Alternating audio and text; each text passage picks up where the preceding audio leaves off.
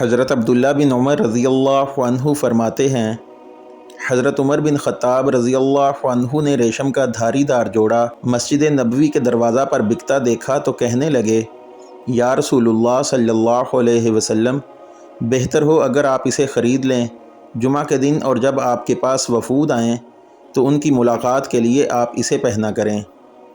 اس پر حضرت صلی اللہ علیہ وسلم نے فرمایا، اسے تو وہی پہن سکتا ہے جس کا آخرت میں کوئی حصہ نہ ہو۔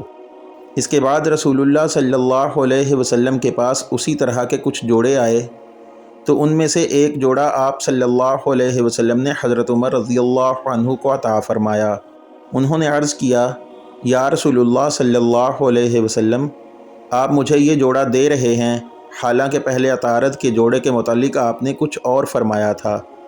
تو رسول اللہ صلی اللہ علیہ وسلم نے فرمایا، میں نے اسے تمہیں خود پہننے کے لیے نہیں دیا۔ چنانچہ حضرت عمر رضی اللہ عنہ نے اس جوڑے کو اپنے ایک مشرک بھائی کو پہنا دیا جو مکہ میں رہتا تھا۔